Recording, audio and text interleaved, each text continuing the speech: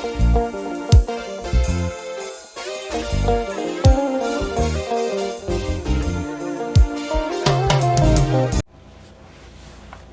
guys, welcome. Good to see you. It is Bold TV, and if this is your first time here, welcome and hope to see you again. Alright, so in the previous video I touched quickly about inheriting friends and inheriting enemies.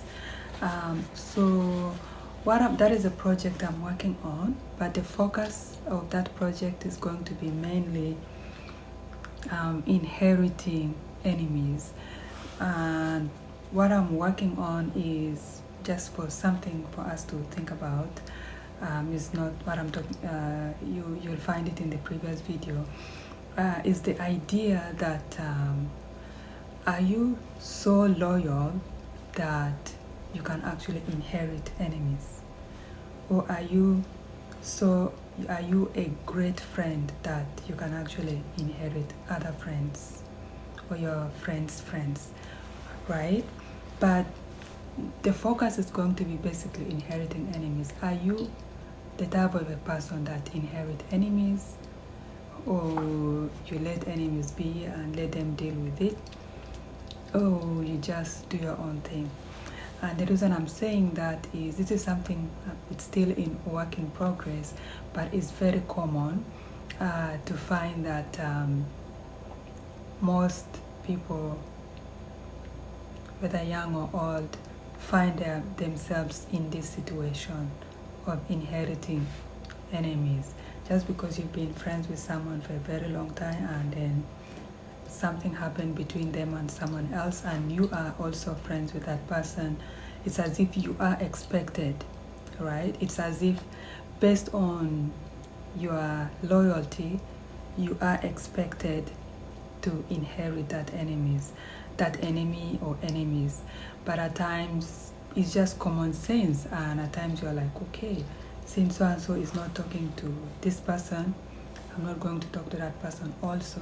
Or sometimes you talk to them secretly because you don't want this person to know about, right? So that is basically inheriting enemies. You have to be very careful inheriting enemies.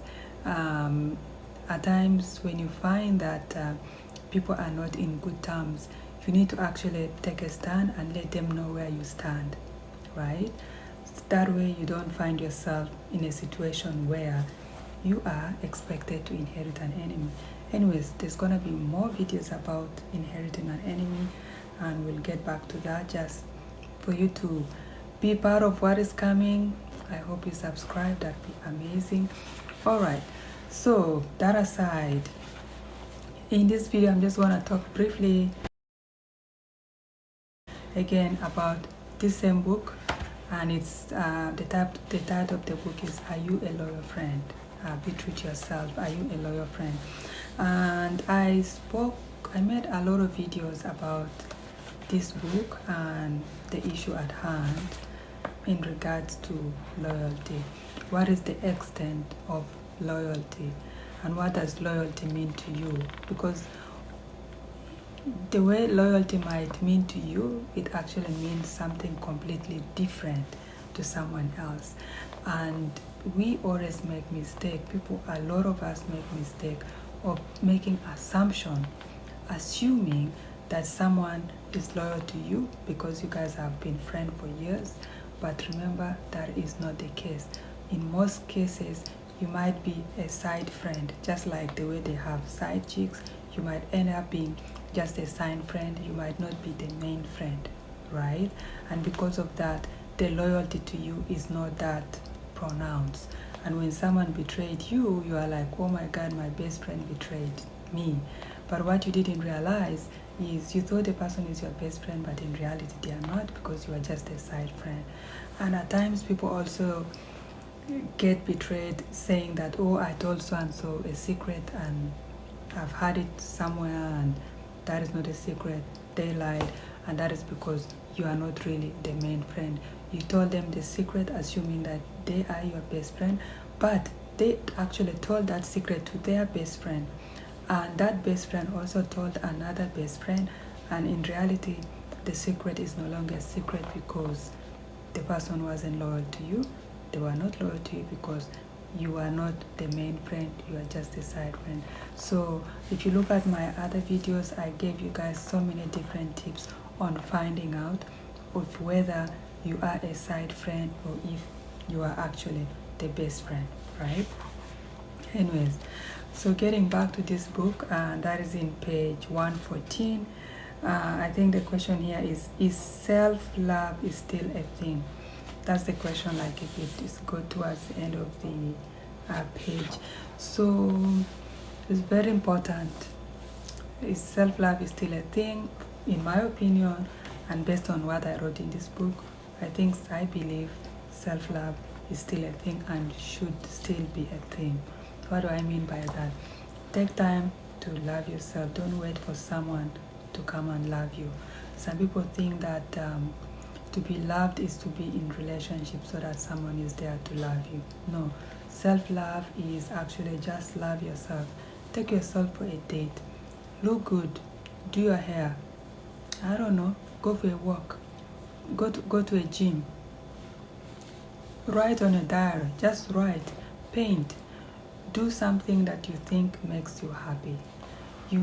The moment you start by loving yourself, you'll have so much love for yourself that you'll have love overflow. That way, when you're in any sort of relationship, there is an overflow of love that you can give someone else. But if you don't have that, then it's gonna be difficult. And at times, self-love is probably, for you, is doing nothing. Like me personally, I like to chill. If I'm not writing, I'm maybe relaxing, watching a movie or something. The other thing that I'm not good at, I'm not good at makeup. I don't like makeup. Makeup is a waste of time. But when I come to YouTube, you have to go with the flow. Social media, right? You have to go with social media flow. But do I do it sometimes? Yes. Do I do makeup when I come to YouTube? Yes. Self-love. That's something that I enjoy. I'm like, oh my God, I'm gonna do YouTube, so I need to do my makeup. Oh my God, today is Friday, I'm just gonna chill. And yeah, always do things that makes you happy. If eating something really nice makes you happy, go to the grocery, buy something that you enjoy, come, cook, eat, chill. If watching movie that makes you happy, watch a movie. If doing nothing make you happy, do nothing. If on a weekend you want to wake up at noon, wake up at noon, right? Always find a way to be a center. How do they say it in yoga? Find your center. That could be a lie, but I think I had something like that. Find your center. Find your mantra. Is that it? You people that do yoga, you guys should, I think, find your mantra.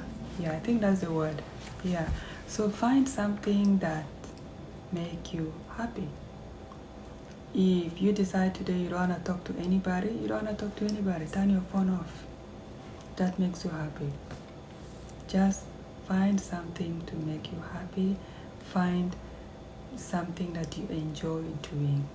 And if you enjoy doing nothing, do nothing. If you decide today you don't want to, I don't know, you wanna dance, right? So it's very important to still have a moment for self-love. Do what make you happy. But sometimes do what make you happy can be really generalized.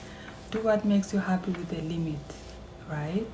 Do what make you happy with a limit, because that is what you are telling yourself, and that should do what make you happy. But, and I think I was watching another YouTubers, I think there's a space, I think she mentioned something, and I think it actually makes sense when she said, when you say do what makes you happy, but with a limit. I don't think she said with a limit, but there's a way she said it, which made sense, because you say, if you say do what make you happy, is go around and shooting people. Well, if that's what makes you happy, don't do it. That means doing what makes you happy should have a limit, right? But bottom line is just be you and be kind and do what is right by you. Okay, that is it for now, guys, and I'll see